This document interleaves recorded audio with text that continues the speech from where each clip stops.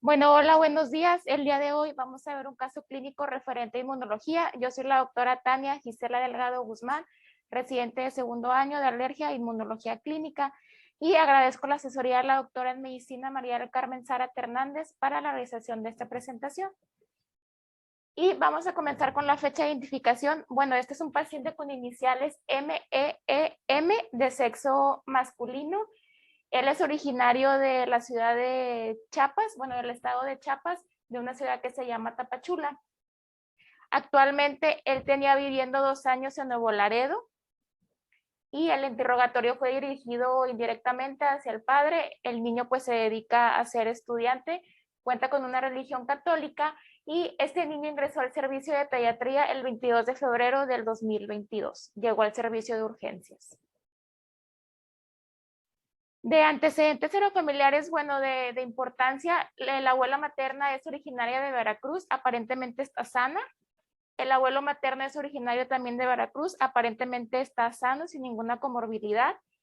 La abuela paterna originaria de Chiapas y fue finada por cáncer hepático, mientras que el abuelo paterno originario de Chiapas y actualmente pues aparentemente sano. En cuanto a los antecedentes serofamiliares, tenemos una madre de 32 años, originaria de Veracruz. Ella pues se dedica al hogar, solamente estudió hasta la primaria. Su estado civil es unión libre y tuvo 3 embarazos, parado, cesárea 1 y aparentemente no tiene ninguna enfermedad. En cuanto al padre, él actualmente tiene 45 años, es originario de Chiapas, su estado civil pues unión libre, su escolaridad solamente estudió hasta segundo de primaria.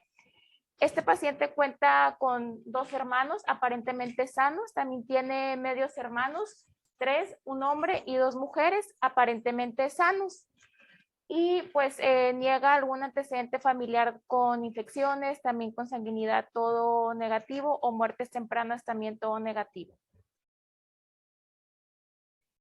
De antecedentes perinatales, bueno, fue un producto de la primera gesta, fue un embarazo planeado y deseado, la mamá pues tuvo buen control prenatal, tuvo ingesta de ácido fólico, vitaminas y hierro, tuvo 6 consultas, se realizó aproximadamente 3 ultrasonidos durante su control prenatal, refiere una infección de vías urinarias, sin embargo se dio tratamiento sintomático, nace vía parto autóxico a las 40 semanas de gestación y respiró y lloró al nacer, se desconoce pues el APGAR. Tuvo un peso al nacer de 3,225 gramos, una talla de 49 centímetros y fue alta conjunta junto con la madre.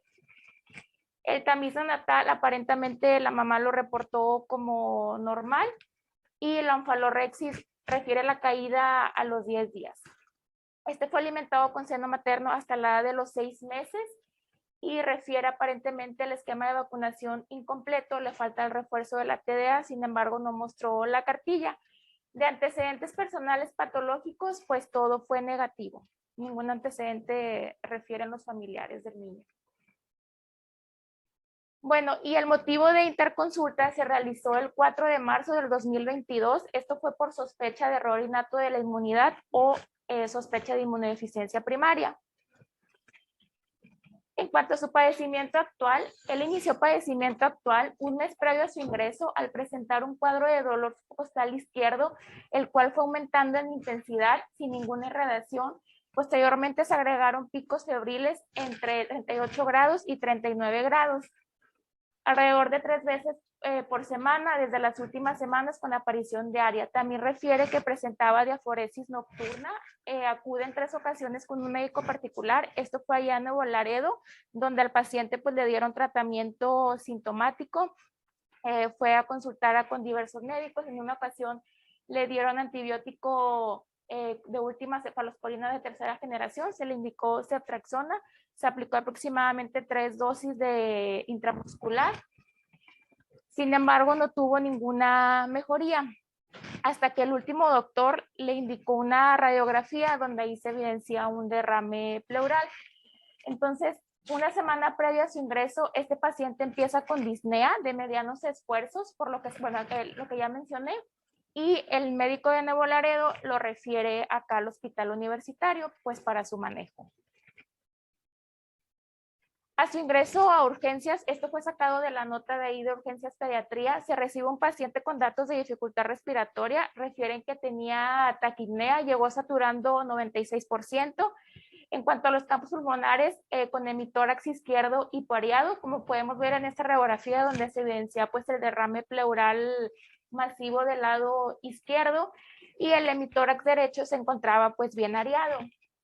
Y también refería Matías a la percusión.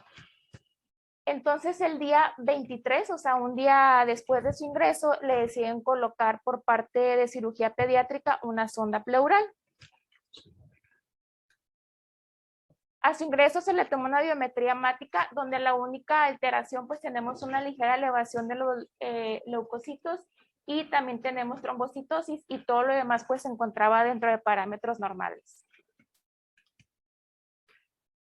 También se le tomó un cultivo de líquido pleural el día 23 de febrero, el cual resultó negativo, un citológico de líquido pleural, el cual resultó con 1800 leucocitos y un aspecto santocrómico ligero turbio con fibrina, polimorfonucleares en un 4%, los linfocitos se encontraban altos y con los linfocitos altos, bueno, que hay que sospechar que sea un proceso infeccioso o que sea un proceso a causa de Mycobacterium tuberculosis. Los eritrocitos, pues puede haber sido por la misma punción, se encontraban en 7500. En cuanto al citoquímico del líquido pleural, se encontró una densidad de 1.036, un pH de 8, una glucosa de 99 y unas proteínas que estaban altas en 5100 y una DHL en 159. Se le tomó también una PCR, la cual estaba elevada con un valor de 13.9. Se le hizo un cultivo de micobacteria, el cual resultó negativo el día 24 de febrero, está mal ahí la fecha. Y también un cultivo de tejido pleural que se reportó el 28 de febrero, el cual reportó coccidioides y mitis.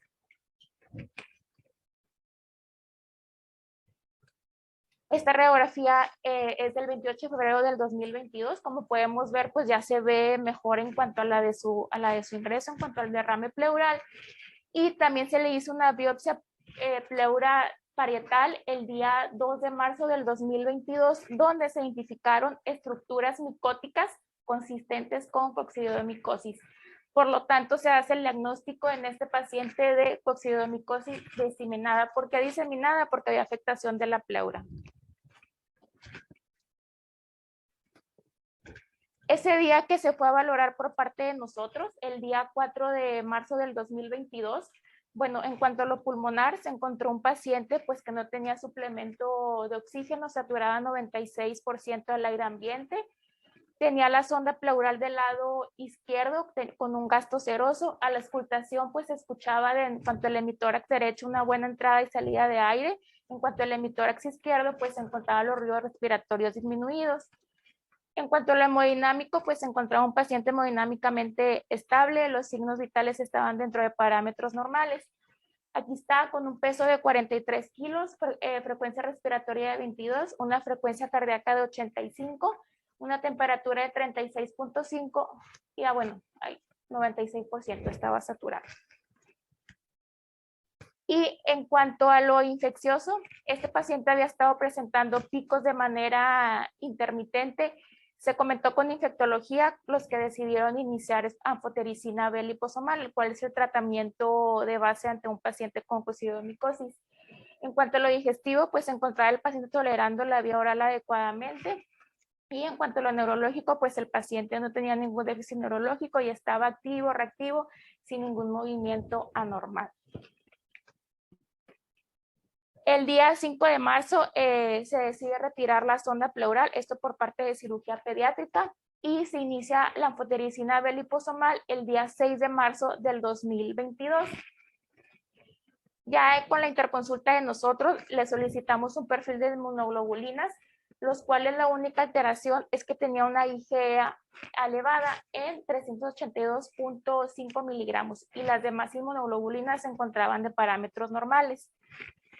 Con esto estaba pendiente pues en la subpoblación de linfocitos que también le solicitamos nosotros. Bueno, y en esta radiografía pues ya del 9 de marzo del 2022, como podemos ver, pues ya no se ve tanto el derrame pleural.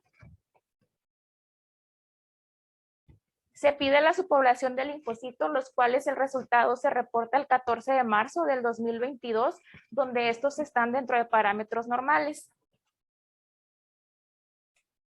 En cuanto a su evolución del paciente, bueno, el paciente los días posteriores a que fuimos a visitarlo, se encontraba el paciente pues hemodinámicamente estable, ya se encontraba febril, se encontraba tolerando la vía oral de manera adecuada, sin datos de dificultad respiratoria. El paciente completa 14 días con anfotericina B liposomal de manera intravenosa a una dosis de 5 miligramos kilo día, y el paciente se egresa el día 18 de marzo del 2022 con fluconazol 400 miligramos cada 24 horas. Este tratamiento se le va a indicar por un año por parte de infectología pediátrica. Y en cuanto al abordaje de nosotros, el día 22 de marzo del 2022 se envía la DHR, esto a la Ciudad de México, que actualmente pues está pendiente el resultado. Entonces, los diagnósticos de este paciente pues es sospecha de error innato de la inmunidad o una inmunodeficiencia primaria, coccidomicosis diseminada, derrame pleural masivo izquierdo. Bueno, y también cuando se le hizo un TAC se encontró un defecto de segmentación de vértebra T6 con vértebra mariposa. Lo valoró neurología, sin embargo, pues no hubo ningún manejo en cuanto a eso. Vamos a hablar un poco sobre la coccidomicosis. Bueno, tenemos que la coccidomicosis se considera una enfermedad fúngica endémica, la cual va a estar causada por hongos dimórficos. Estos van a pertenecer al género de Coccidioides con dos especies. Puede ser Coccidioides imitis y Coccidioides posadi. Estos hongos dimórficos van a crecer a temperatura ambiente como MOX a una temperatura de 25 grados. Sin embargo, también pueden crecer a temperatura corporal, es decir, a 37 grados como levaduras. Existen varios hongos dimórficos, entre los principales pues tenemos Histoplasma capsulatum, Coccidioides imitis posadi, Blastimosi, Taloromyces, Paracoccidioides brasilensis, Iluzzi, Sporotrix y Emergomyces. Bueno, se necesita una respuesta TH1, esto para poder tener una adecuada eliminación en cuanto a los hongos dimórficos. Sin embargo, también va a participar una respuesta TH17. Bueno, el coccidioides se considera que es endémico en varios estados.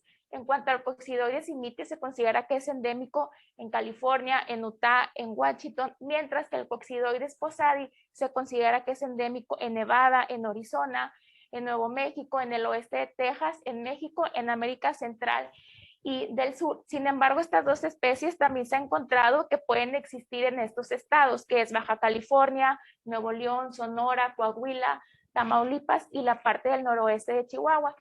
Como podemos ver en este mapa, este fue sacado de la CDC, tenemos que la región que está con color naranja es zona endémica en cuanto al coccidioides posadi, mientras la región que está de color amarillo es zona endémica en cuanto al coccidioides imitis. Entonces podemos ver que la mayor parte de México es zona endémica en cuanto al coccidioides posadi. Bueno, el coccidioides va a tener un hábitat en cuanto a suelos de zonas semidesérticas con baja precipitación, en condiciones de sequía, con zonas altas muy calurosas y también con una baja altitud. ¿Cómo va a suceder la infección en cuanto a la coccidomicosis? Bueno, la infección primaria se considera que va a iniciar por vía de inhalación, esto a través de las artroponidias, las cuales van a ser removidas del suelo y pues se van a liberar y esto va a llegar hasta los bronquiolos. Ya que llegan a los bronquiolos, estas artroponidias se van a formar como esférulas y posteriormente se van a transformar en endosporas. Estas se van a multiplicar, lo cual aumenta la carga de la enfermedad.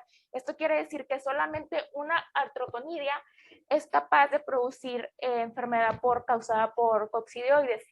Posteriormente, estas endosporas pues se van a liberar, o sea, se rompe la esférula y pues eso provoca que haya una infección sintomática. Se considera también que una respuesta inmune de las células T al hongo puede contener la infección de los pulmones y esto puede llegar a causar que sea una infección sintomática o una infección mínimamente sintomática. En cuanto a los factores de riesgo, pues para presentar coccidiomicosis tenemos un paciente que tenga VIH, que tenga una disminución en cuanto a las células CD4 menor a 250, post-trasplantados, que tengan algún tratamiento inmunosupresor, que tengan un tratamiento a dosis altas de corticosteroides, que también reciban quimioterapia, que tengan terapias inmunoladoras utilizadas para afecciones reumatológicas o inflamatorias. También se considera un factor de riesgo en el embarazo en el tercer trimestre del porperio, sin embargo, todavía esta causa no está muy clara. Y otra causa, que existe algún defecto en cuanto al interferón gamma y la interleucina 12. ¿Cuáles van a ser las manifestaciones clínicas? Bueno, un 60% de estos pacientes se van a encontrar asintomáticos, mientras que un 40% van a ser sintomáticos. El periodo de incubación se considera que es de 1 a 3 semanas después de la exposición. Estos pacientes pueden llegar a desarrollar neumonía, que se va a caracterizar por tos, dolor torácico, disnea, fiebre, pérdida de peso, diaforesis nocturna, cefalea, y también pueden llegar a presentar fatiga. Esta fatiga puede perdurar después de la enfermedad aguda y puede ser muy debilitante, que fue el caso de nuestro paciente, pues que presentaba fiebre, diaforesis nocturna, y también pues empezó con un dolor aquí tipo costal. La infección pulmonar se puede presentar también como infiltrados pulmonares difusos o enfermedad miliar, más en personas estas inmunodeprimidas, y estas personas pueden llegar a presentar hasta una insuficiencia respiratoria o un choque séptico. También puede haber enfermedad extrapulmonar. Esto quiere decir enfermedad diseminada cuando hay afectación fuera del sistema pulmonar o de la pleura, como fue el caso de nuestro paciente, que hubo afectación de la pleura y por eso se consideró una coccidiomicosis diseminada. También se considera cuando afecta la piel, los huesos, articulaciones o el sistema nervioso central. Y esto se va a presentar en un 30 a 50% de los pacientes muy inmunodeprimidos. Bueno, ahora sí, hablando de los errores innatos de la inmunidad que se van a asociar a infecciones fúngicas, para ver qué diagnósticos diferenciales pueden ser ante este paciente que tuvimos con diagnóstico de coccidiomicosis. Se considera que las inmunodeficiencias primarias o errores innatos de la inmunidad son un grupo heterogéneo de trastornos, los cuales se van a caracterizar por una función deficiente o ausente en uno de los más componentes del sistema inmunológico. Estos pueden ser dominantes, recesivos, autosómicos, pueden ser ligados a X o pueden tener una penetrancia completa o incompleta. Los pacientes que presentan algún tipo de error innato de la inmunidad van a ser más susceptibles a infecciones, también a fenotipos autoinmunes, a que padezcan algún tipo de alergia. También tienen más riesgo de padecer algún fenotipo alérgico o maligno. Y también corren más riesgo de tener mayor morbilidad y mortalidad. Esto si no se tratan. Se han caracterizado más de 406 trastornos distintos y más de 430 defectos genéticos. Esto en la Unión Internacional de Sociedades Inmunológicas, y se considera que la incidencia global es de 1 en 10,000. Sin embargo, esto puede variar en todo el mundo.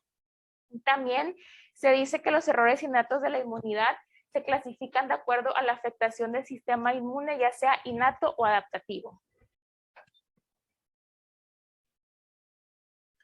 Bueno, en cuanto a la presentación de los errores innatos de inmunidad, esto puede variar de acuerdo a la edad de presentación. Sin embargo, la mayoría pues se va a caracterizar porque se van a presentar como un cuadro infeccioso. También se pueden llegar a presentar como una desregulación inmune o como un proceso maligno o como un síndrome.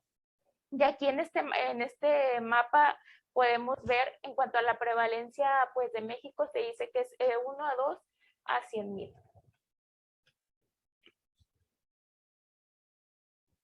En cuanto a la respuesta inmune a las infecciones fúngicas, tenemos que se necesita una contribución del sistema inmune innato y adaptativo, esto para poder combatir las infecciones y poder provocar pues una respuesta inmune eficaz contra los hongos. La respuesta inmune innata se considera que es la primera línea de defensa, la cual va a participar la piel o las superficies mucosas, y también va a estar mediada por una variedad de células. Esto puede ser por la actividad fagocítica o presentadora de antígenos, que puede ser mediante neutrófilos, macrófagos, monocitos, células dendríticas. Van a reconocer los patógenos, esto a través de los receptores tipo TOL. Entonces tenemos que los hongos, primero que nada, van a ser reconocidos por las células del sistema inmunitario innato. Esto quiere decir a través de las células dendríticas o de los macrófagos, que van a reconocer componentes de las paredes celulares mediante los receptores de reconocimiento de patrones.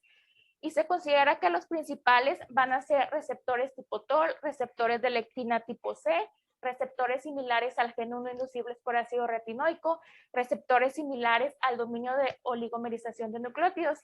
Y los principales receptores tipo TOL que van a participar en cuanto a la función, en los hongos va a ser el receptor TOL2, el 4, el cual se va a encontrar en la superficie celular.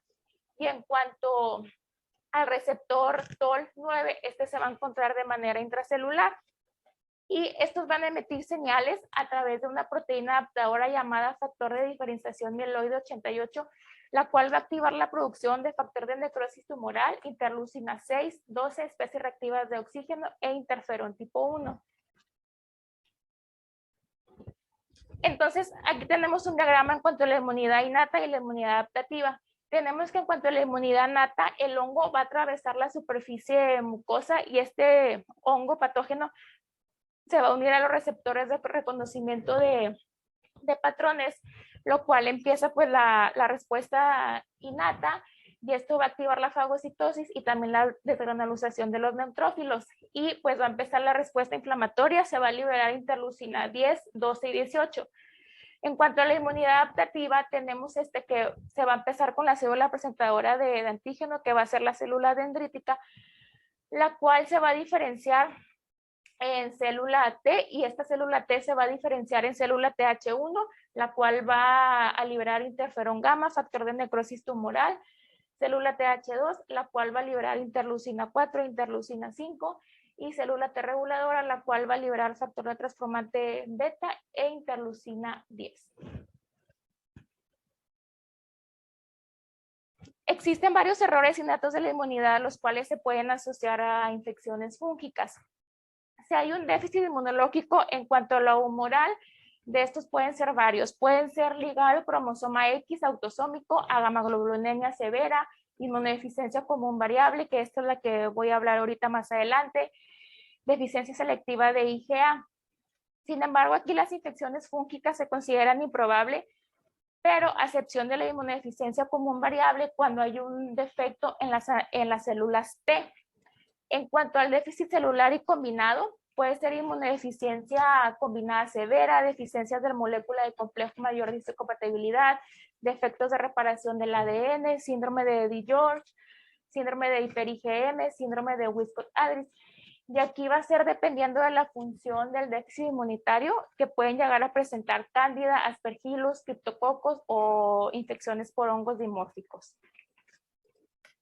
En cuanto al déficit fagocítica, puede ser enfermedad granulomatosa crónica, deficiencia de mieloperoxidasa, deficiencia de adhesión leucocitaria, síndrome de Chilaquigachi, neutropenia congénita y defectos en el interferón gamma e interleucina 12, que de este también voy a hablar. En cuanto a las infecciones fúngicas, pueden llegar a presentar aspergilosis, otros hongos filamentosos, cándida o hongos dimórficos. En cuanto al defecto en el complemento, pueden ser defectos del complemento clásico, tardivo alternativo, o defectos de la vía de la lectina de unión amanosa, y otros que también se pueden presentar con infecciones fúngicas, puede ser la candidiasis mucocutánea crónica o el síndrome de hiper-IgE. Bueno, entonces vamos a empezar a hablar sobre la inmunodeficiencia común variable. Este se considera que es la inmunodeficiencia primaria sintomática más común, y se va a caracterizar porque va a haber hipogamaglobulinemia, además alteración de la producción de una inmunoglobulina específica. Se dice que cuenta con una prevalencia de 1 en 10,000 y de 1 en 50,000, esto en Norteamérica. También se va a diagnosticar a la edad de 20 a 30 años, y el 25 se puede llegar a presentar en la niñez o en la adolescencia. El número de células B circulantes puede ser normal, bajo, o incluso puede ser de forma completamente ausente, y se considera que la deficiencia de 2 o todos los tipos de inmunoglobulinas, esto va a ser debido a que va a haber una diferenciación anormal en cuanto a las células B. Bueno, en cuanto a la patogénesis de la inmunodeficiencia común variable, esta puede ser por diversas causas. Puede ser por defectos genéticos y moleculares, puede ser por cambios epigenéticos, puede ser por disbiosis del microbioma, también puede ser por alteraciones inmunológicas, donde va a haber una afectación de los linfocitos B, linfocitos T, las células dendríticas, los monocitos, macrófagos, células linfoides innatas o las células natural killer. Y se dice que cuando hay una variabilidad de los déficits inmunitarios en la inmunodeficiencia común variable más las anomalías de las células T, esto puede explicar la aparición ocasional pues, de diversas enfermedades fúngicas. Existen varios genes los cuales se han asociado a inmunodeficiencia común variable. Bueno, el primero que se descubrió fue en el 2002 y fue el gen ICOS. Esta pues se considera que es una enfermedad autosómica recesiva. Y los últimos genes que se descubrieron fue en el 2013. Fue el gen NFK beta 2 y se considera que es autosómica dominante. Y el otro gen que se descubrió fue el TUEC y se considera que es una enfermedad autosómica dominante. Como podemos ver, puede ser autosómica dominante o autosómica recesiva. En cuanto a las manifestaciones clínicas de la inmunodeficiencia común variable, tenemos que las infecciones se consideran las manifestaciones clínicas más típicas en estos pacientes. Sobre todo va a afectar el sistema respiratorio y el sistema gastrointestinal. Y se considera que las infecciones del tracto superior e inferior van a contribuir en cuanto a la morbilidad y a la mortalidad. Estos pacientes pueden llegar a presentar infecciones bacterianas o infecciones virales. En cuanto a las infecciones bacterianas, los principales patógenos van a ser Streptococo, Hemófilis, Moraxella catarralis, Neisseria meningitidis y estafilococos. En cuanto a las infecciones virales, los principales patógenos van a ser rinovirus, herpes zóster y micoplasma. Sin embargo, estos pacientes también pueden llegar a presentar infecciones por hongos oportunistas como Pneumocystis jirovacii o citomegalovirus. Se pueden encontrar en pacientes con diagnóstico de inmunodeficiencia común variable y esto puede ser por los niveles bajos de las células TCD4. Estos pacientes sobre todo van a presentar sinusitis recurrente, otitis y bronquitis con neumonía. Se va a encontrar en la mitad de los pacientes.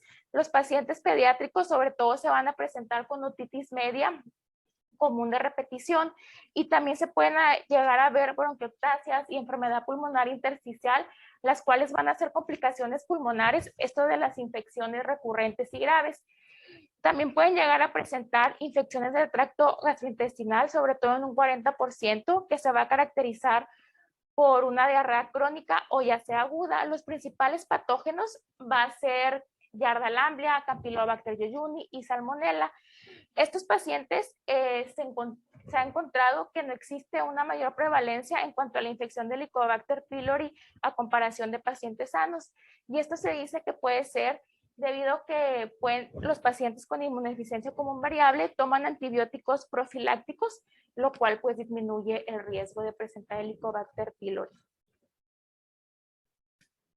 También son propensos a tener algún tipo de autoinmunidad. Se dice que tienen una prevalencia del 10 al 30%. Entre las principales está púrpura trombocitopénica autoinmune, anemia hemolítica autoinmune o neutropenia autoinmune, que se considera que son las manifestaciones más comunes y potencialmente graves. También pueden llegar a tener manifestaciones articulares en un porcentaje de 1 a un 10%. Entre las principales enfermedades autoinmunes en cuanto al hematológico, bueno, anemia autoinmune, anemia perniciosa, trombocitopenia autoinmune, neutropenia autoinmune, síndrome de Evans. En cuanto a la gastrointestinal, gastritis atófica, enfermedad celíaca, cirrosis biliar primaria, enfermedad inflamatoria intestinal. En cuanto a lo neurológico, síndrome de Guillain-Barré. En cuanto a lo reumatológico, síndrome de Sjögren, lupus eritematoso sistémico, vasculitis. En cuanto al endocrino, pueden llegar a presentar tiroiditis de Hashimoto, diabetes mellitus tipo 1, enfermedad de Addison, y en cuanto a lo dermatológico, pueden llegar a presentar vitiligo o alopecia. Bueno, estos pacientes también tienen riesgo de malignidad, sobre todo de linfoma no Hodgkin y de cáncer de estómago, los cuales se consideran las principales neoplasias. Sin embargo, pueden tener otro tipo de neoplasias, como linfoma de Hodgkin, carcinoma neuroendocrino pancreático, leucemia mieloide crónica, carcinoma papilar de tiroides. Y es importante que el diagnóstico de inmunodeficiencia común variable pues se pueda hacer a tiempo, ya que el diagnóstico de cáncer puede llegar a existir antes en estos pacientes. Los factores de riesgo para presentar malignidad son la genética, la desregulación inmunológica y las infecciones crónicas por Helicobacter pylori, virus de Epstein-Barr y virus del herpes humano tipo 8 y citomegalovirus. También pueden llegar a presentar estos pacientes enteropatía autoinmune, la cual se va a caracterizar porque es una diarrea crónica persistente inexplicable. Pueden llegar a presentar pérdida de peso, estatorrea. También pueden llegar a presentar una malabsorción con pérdida de minerales y vitaminas solubles. Y en cuanto a la histopatología, se observa atrofia de vellosidades e infiltrados linfocíticos inflamatorios.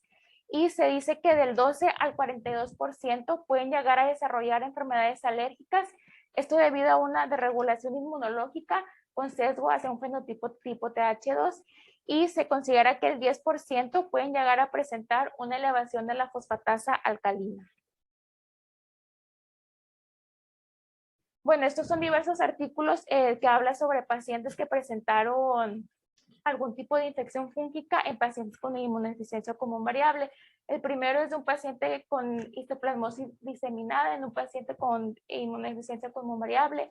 El otro es un paciente que tuvo también histoplasmosis, que se presentó como una causa de sangrado gastrointestinal bajo. Y este fue un paciente con inmunodeficiencia común variable que presentó infección sistémica por penicilina. Bueno, este es un artículo de una paciente que tenemos aquí en la clínica de inmunodeficiencias, la cual se presentó como una coccidomicosis diseminada. Es una niña de 7 años de edad con antecedente de infecciones respiratorias altas recurrentes y también presentaba alopecia total. Ella ingresó con un diagnóstico de coccidomicosis con compromiso pulmonar de partes blandas, piel, huesos y articulaciones. Lo que se encontró en esta paciente fue que tenía niveles bajos de IgM y de células natural killer, y se encontró que tenía una mutación sin sentido heterocigota de novo de NFK beta 2.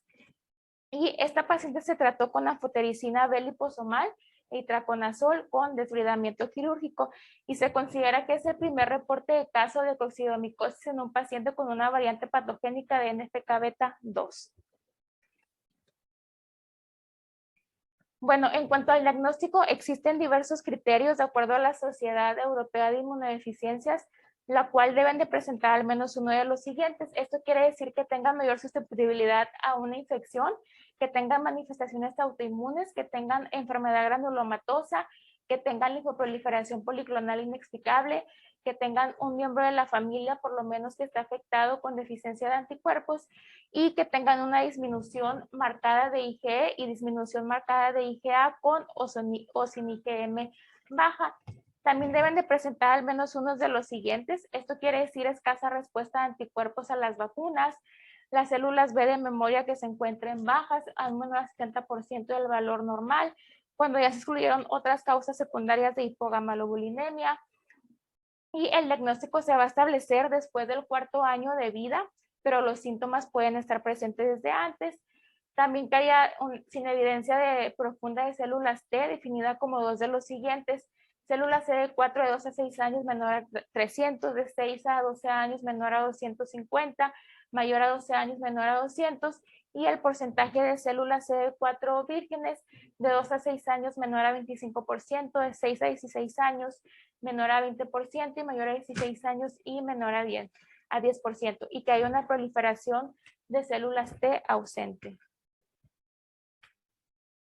En cuanto al tratamiento, bueno, la intervención terapéutica más importante va a ser el tratamiento con inmunoglobulina, la cual se considera que debe ser una dosis de 400 a 500 miligramos kilo cada 4 semanas, el cual va a disminuir pues, las infecciones recurrentes graves y las consiguientes hospitalizaciones. También se considera que los pacientes que presenten algún tipo de comorbilidad, coinciden con pérdida de proteínas o embarazos, pueden llegar a requerir un ajuste de dosis, y también antibióticos profilácticos y terapéuticos y vacunaciones complementarias con antígenos inactivos. Y el trasplante de células madre hematopoyéticas se considera que se puede llegar a utilizar cuando hay casos graves de inmunodeficiencia común variable.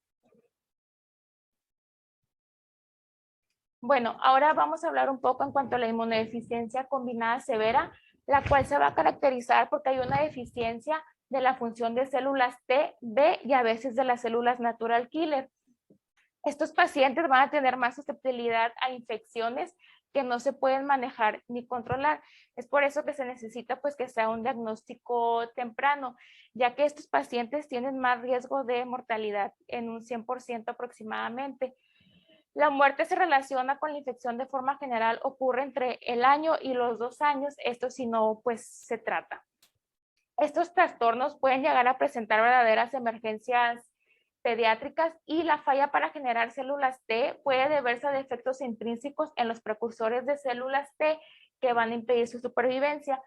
Y esta foto es el caso del niño David, que se conocía como niño burbuja.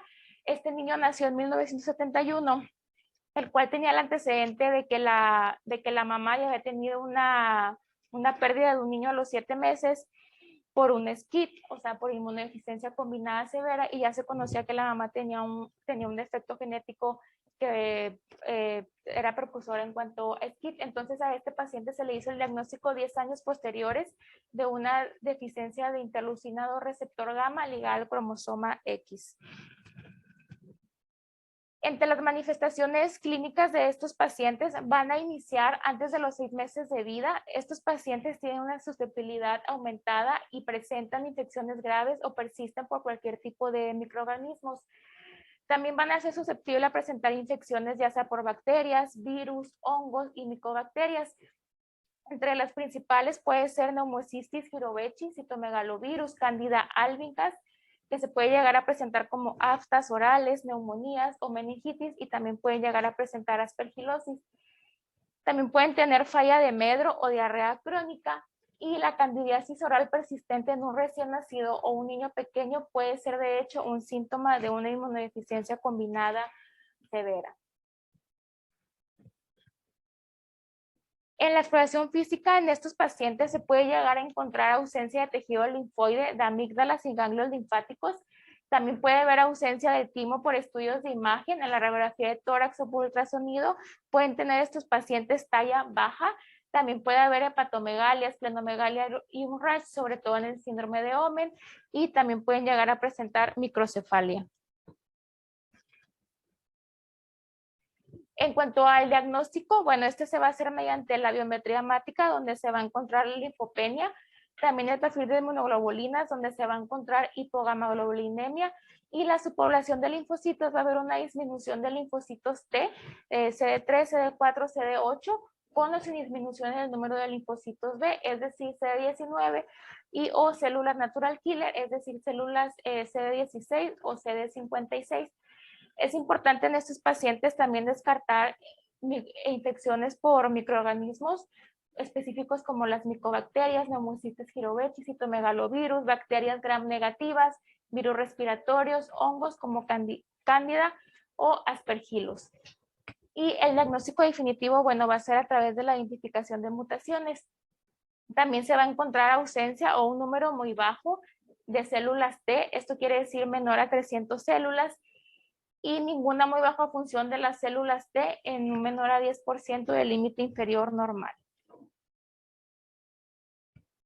Bueno, entonces este es un diagrama en cuanto a los datos clínicos de sospecha de SCID. Hay que descartar si el paciente presenta algún tipo de infección grave que se va a caracterizar por neumonía recurrente, sepsis, otitis media aguda, tuberculosis diseminada. También la edad de presentación, que es entre 3 a 6 meses de vida, pueden llegar a presentar linfopenia, falla de medro.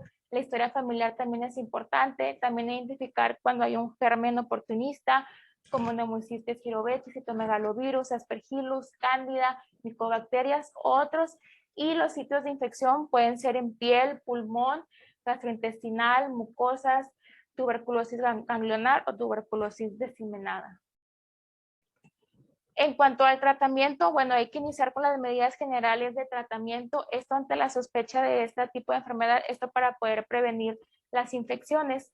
Se considera que los bebés deben de mantenerse aislados de los miembros del hogar cuando presenten algún tipo de infección. También se debe enseñar a la familia en cuanto a precauciones universales y técnicas estrictas en cuanto al lavado de manos. Hay que evitar las reuniones sociales, esto para evitar que presente algún tipo de infección. El riesgo de infección en todos estos entornos debe de minimizarse iniciando la profilaxis con Pneumocystis jirovecii y se debe suspender la aplicación en cuanto a las vacunas de virus vivos atenuados. Bueno, en cuanto al tratamiento, el curativo pues va a ser el trasplante de células hematopoyéticas y también puede ser la terapia génica. El aislamiento se necesitan antibióticos profilácticos, ya sea con trimestoprim o con fluconazol. También debe ser la gamma-globulina a una dosis de 400 miligramos a 600 miligramos. Esto se debe de poner cada 21 días. La lactancia materna se debe dar solo si la madre es citomegalovirus negativa, un tratamiento agresivo en cuanto a las infecciones, y pues se debe referir en cuanto a un centro especializado para dar el manejo. Hablando de la última enfermedad, es susceptibilidad mendeliana a enfermedades micobacterias. Se considera que la susceptibilidad mendeliana a enfermedades micobacterias es una condición hereditaria rara, la cual va a estar caracterizada por una predisposición selectiva a la enfermedad clínica causada por micobacterias débilmente virulentas, como las vacunas de bacilo, Calmette-Guerin, también por micobacterias ambientales no tuberculosas. Esta enfermedad se va a presentar sobre todo en individuos sanos, quiere decir pues que no tienen ningún tipo de enfermedad y van a tener un VIH negativo. Van a comenzar en la infancia y de forma más rara en la adolescencia y en la edad adulta. Pueden presentar infecciones localizadas o pueden ser diseminadas, y se dice que afecta a 1 a 50,000 personas, y la primera etiología se descubrió en 1996.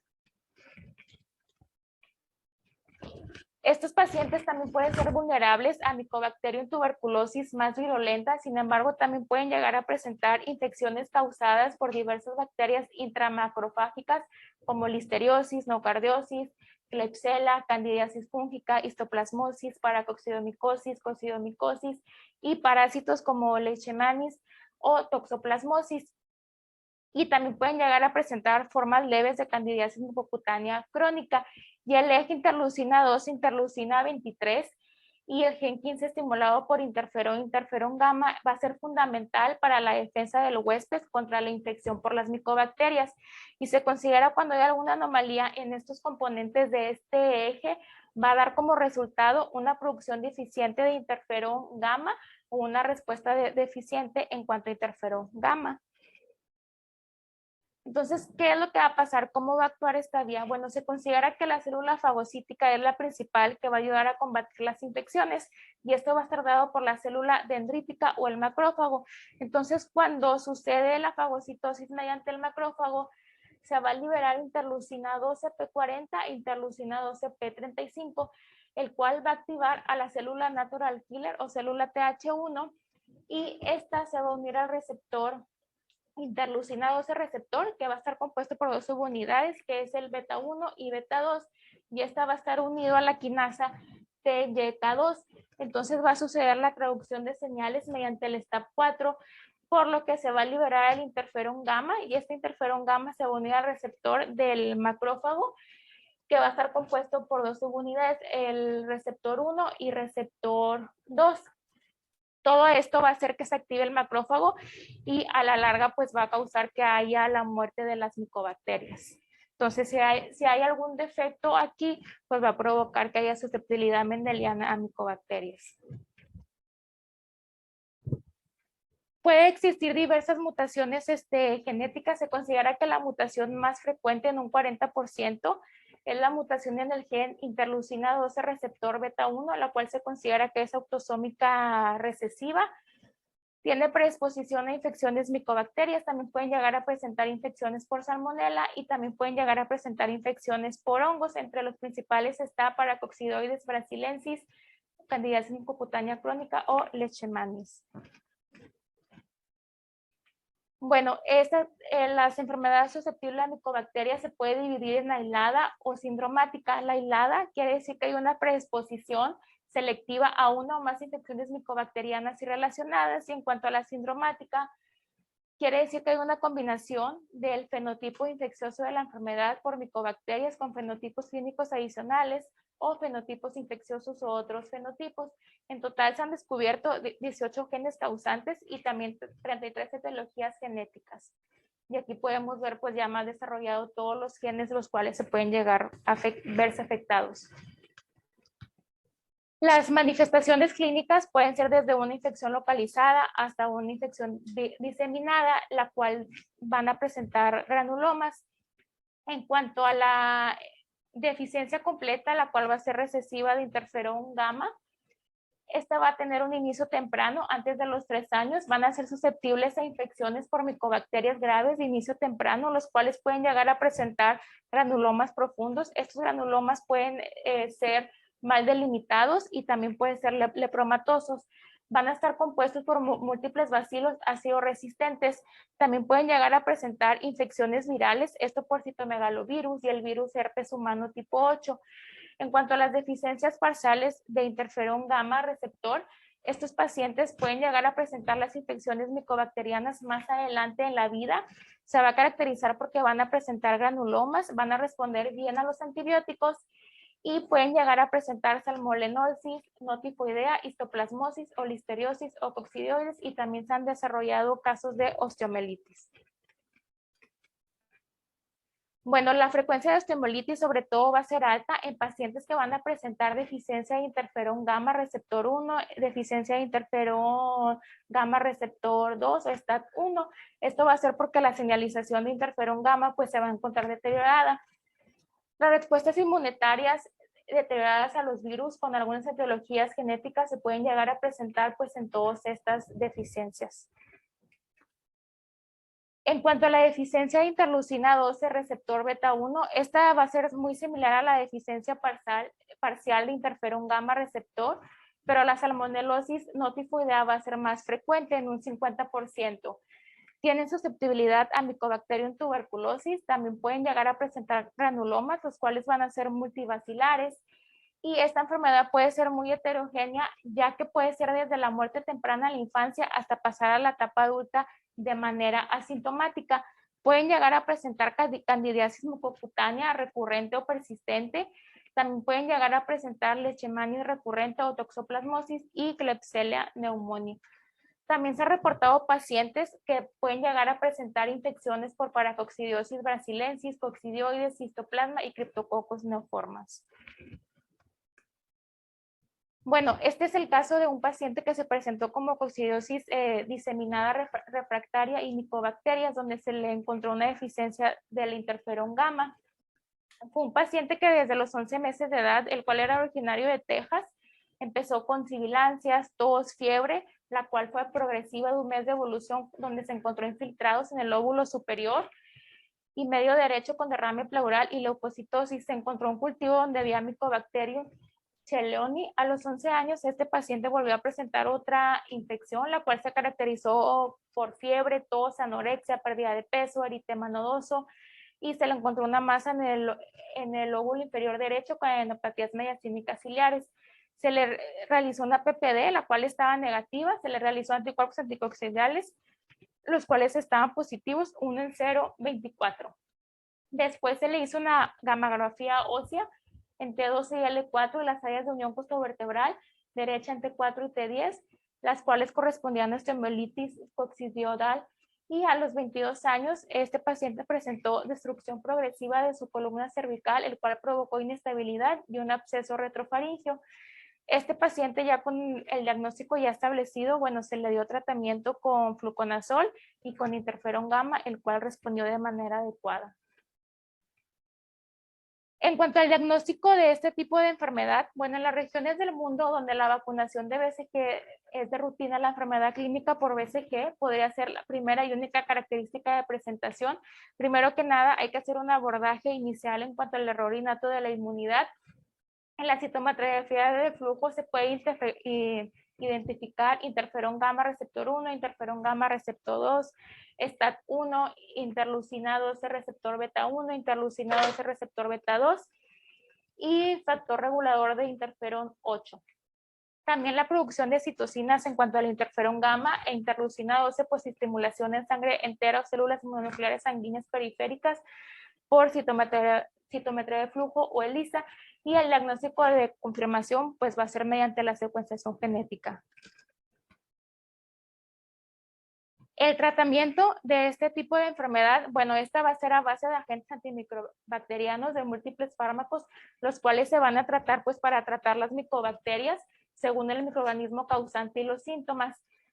Este tipo de pacientes pueden llegar a ser refractarios al tratamiento estándar o presentan infecciones recurrentes, por lo que van a requerir una duración más prolongada de este tratamiento. También se les puede ofrecer interferón gamma, sobre todo en pacientes que tengan algún tipo de deficiencia parcial. Y también se puede ofrecer trasplante de células madre hematopoyéticas, la cual se considera que es la única terapia curativa y es necesario para la supervivencia en pacientes con formas graves, sobre todo cuando hay deficiencia completa de interferón gamma receptor 1, interferón gamma receptor 2 o STAT1.